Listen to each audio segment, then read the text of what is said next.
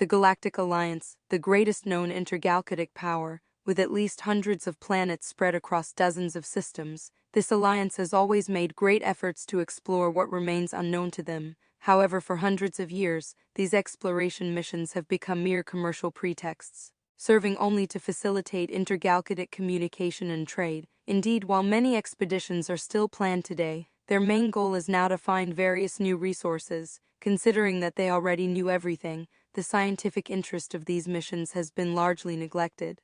This did not satisfy Captain Arguizes. He and his team of scientists had invested a lot in this mission. It was the first time an explorer vessel had ventured so far into this vast universe of unknowns. Moreover, their small exploration vessel was equipped with a lot of analysis tools, giving them high hopes of gathering considerable data, and if possible, before the central unit ordered them to report back to the mothership. The mothership, on the other hand, was a colossal floating city, designed for long trips, fully autonomous and equipped with numerous shuttle launchers. A true space aircraft carrier. This worried the captain, for as soon as they arrived, he would have no say in the matter. Political and economic concerns would quickly overshadow their research. This is why he and his crew had agreed on several rules. Firstly, none of them should report or emit any recognizable signal to the Alliance, at least not until a vote within the crew established the need for it. Secondly, any data collected must be recorded twice, with one copy for their own analysis. This should help them avoid certain procedural issues they deemed unnecessary. Lastly, every crew member has the right to express their opinion clearly and debate without judgment. Arguizes knew that everyone wholeheartedly agreed with these rules. He had handpicked his crew based on their shared interest in the unknown. They all acknowledged that the Alliance's tedious protocols would hinder them from gaining any new knowledge from their mission. On board, there was Omun, a signal processing engineer, an expert capable of predicting the content of a planet using data from his state-of-the-art 7 Kerbanti radar. Malnora, a cybernetic researcher, was present because she wanted to test a new robotic prototype under high-stress environmental conditions. Moreover, any opportunity to circum among those men's, there was Omun, the signal processing engineer, a kind of expert capable of predicting the content of a planet based on few analyses from the latest generation 7 Kerbani radars, of which he was very proud. Malnora, a researcher in cybernetics, was present because she wanted to test out a new robotic prototype when they are subjected to a high level of environmental stress, but also, and above all, because any pretext to escape the norms of the Alliance was a good opportunity.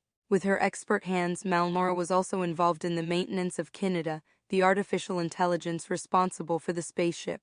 The AI, named Canada as EIT 140 Ninic, didn't seem appropriate, had sparked a deep affection among the crew now that they had given it a name. Canada took care of piloting the ship, handling vast amounts of data, and catering to the whims of the vessel's inhabitants. Paul, the researcher in new biology, had justified his presence due to the remote possibility that one of the unknown planets might harbor some form of life. Be it advanced or rudimentary, when a new planet is discovered, Paul's responsibility is to document, analyze, and advocate for its preservation in its natural state. This responsibility had often pushed him to overwork himself, as arguing with time-starved and underinformed salespeople can be a challenging task. Moreover, Ntame, the cherished psychologist, was tasked with ensuring the crew's well-being. Without her, these researchers gathered in a single place wouldn't be able to engage in team debates for more than 5 minutes. Canada even appeared to express gratitude towards her.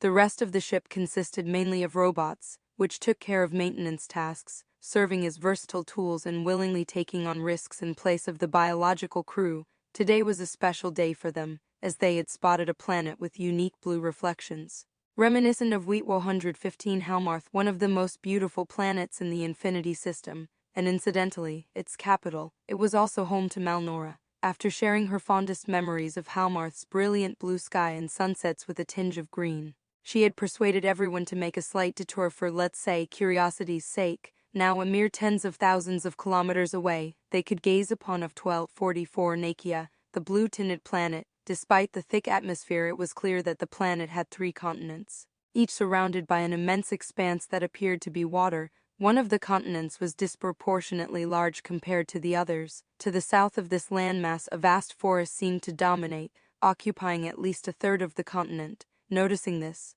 Paul smiled. Such a forest could only mean one thing to him: 1244 Nekea harbored life, and the mere thought prompted a single tear to trickle down his cheek. With excitement, Ntame exclaimed, "Magnificent! though it remained unclear if she referred to Paul's reaction or the azure expanse encompassing their entire field of vision.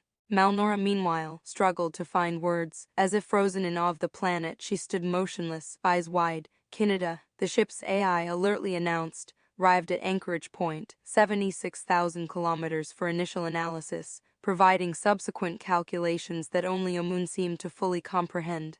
Nonetheless, Arguizes, in a tone reminding everyone of his role and that they were not on vacation, declared, "We don't have time to waste. Initiate preliminary analyses. We will savor this moment once we know what we are dealing with," he said firmly. Later, in a calmer tone, he added, "Canada, scan the planet." The AI responded affirmatively and followed orders. The ship bombarded the planet with multiple waves at different times in order to ensure, with minimal margin of error, data validity. The scan repeated itself at various temporal periods to account for the movement of scanned surfaces. As a result, a multi-midnation planet representation was projected onto the command table, fully interactive and complete with various analyses. The crew was able to understand several aspects. First, the planet's composition, primarily water, albeit abnormally iron-laden, giving it a slate blue tinge. They also discovered their current location, with the scanner grouping elements according to geographical position. This allowed scientists to observe the positions of the planet's various biomes.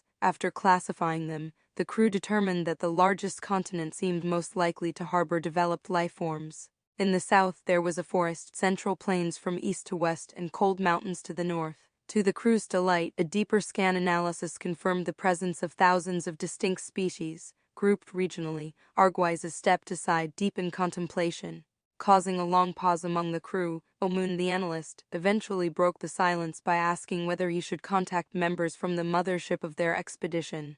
They all simultaneously burst into laughter, clearly understanding that under no circumstances should they allow the mothership to interrupt their analysis. Omun knew it too, as doing so would be a death sentence for any life on of 1244 Nekea. Moreover, the scanner had revealed various precious resources, including those necessary to generate the energy for intergalactic travel, not to mention the valuable metals and numerous miniable minerals that would excite the entire mothership's leadership. Arguizes answered, maintaining his mocking smile, "Of course not, Omun." Omun chuckled in response, "I didn't expect otherwise," and resumed his analyses. Meanwhile, Paul remained captivated by the data, not taking his gaze off of it during the entire conversation. He discovered not only that the planet harbored life but also that a few species seemed capable of founding civilizations. Indeed, the scanner allowed him to deduce that by observing the behavior of the different identified species, how they moved, where they lived and gathered, and so on. While still uncertain, they now had hope that their assumptions were correct and wanted to confirm them. Hence, Paul proposed to get closer to Nekea. Nobody objected, so Canada performed the necessary maneuvers, guiding the ship to the next geostationary point. They were now so close to the planet that they felt like they could breathe its air as they resumed their analysis. These analyses indeed confirmed their hypotheses, as civilizations inhabited Nekea. Now, they could see habitats and cities, rudimentary but sufficient for establishing the presence of conscious species. However, they did not rank high on the evolutionary potential scale, according to the Alliance's civilization measures, allowing only for time gaining or, at best, the relocation of certain species to other worlds. This would be true unless they had proof of the species' ability to understand and adapt to more advanced technologies like space travel. Arguizes and his crew had considered this scenario with its conscious civilization-building species, yet still lacking a few criteria for official entry within the Alliance. Having considered this, he concluded that if he gained a few months, he could enact a seemingly absurd yet plausible plan. The plan was to supply the alien species with advanced technologies through their own means, presenting only proof of their successful use. While nothing in their contract prevented the researchers from proceeding thus, until now no one had attempted it. Paul estimated that teaching the basics of advanced technologies might take a few months or optimistically a few years. Omun, on the other hand, anticipated the Alliance's arrival at 6 months, 2 for self-initiated contact and 4 for travel time. While this limited their room for action, they still had hope. In fact, they had every reason to celebrate their discoveries. Arguizes ordered the ship's AI to continue its approach towards Nekea to plan a landing. To do so, the AI inched the vessel towards the planet's closest anchor point, since the ship was not designed for self-landing. The plan was to launch exploration pods towards the planet, Now the ship was visible from Nekea, so they carefully chose their coordinates within the forest with minimal visibility, with marine life that rarely looked up at the sky, in the far south of the targeted continent. They did not want to scare its inhabitants. They feared their arrival might be misinterpreted, causing fear instead of interest. Once they had anchored, Canada shared a reassuring message emphasizing their successful arrival. They then began to configure each pod.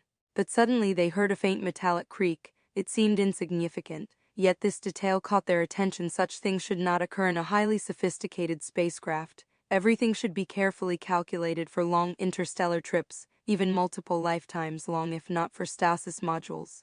The control panel indicated no issues and Canada found nothing wrong. However, as hours passed, they could find no defect, which worried them all the more. And Tame tried to reassure them, saying that it was probably nothing, but her serious expression revealed something was wrong. Suddenly, as Arguizes prepared to turn away, a second creak echoed through the cabin. He froze, pondering a storm of possibilities but found no logical explanation. Finally, he regained his composure and made a tactical decision. Something is wrong. Search everywhere. Recalculate everything. However, he already knew that this time-consuming exercise would likely not resolve the issue. Soon they learned that despite the IA's flawless reputation, the ship had already uninsured. It drifted slowly towards Nekea, a path that could lead to nothing but trouble. The gravity of Nekea would soon pull the vessel faster towards a catastrophic collision. Regaining control over the IA required meticulous maneuvering. Malnora feverishly worked to switch to manual mode, while Arguizes tried to persuade Canada to return to the anchor point using logical reasoning and mathematical proofs. But despite all their efforts, Canada refused to relinquish control to either of them. Amun double-checked all his calculations in hopes of making a mistake, but when nothing irregular was found, he realized Canada had been right in a way. They were indeed anchored to a stable point. The ship should not move. Unfortunately, another louder noise echoed through the cabin. Worse, the vessel was poorly positioned concerning Nekea, exposing it to strong gravitational pressure, swallowing them like a meteor. Fire and friction marked their swift, violent descent, resonating throughout the continent. Only the forest bore witness to their fatal crash landing.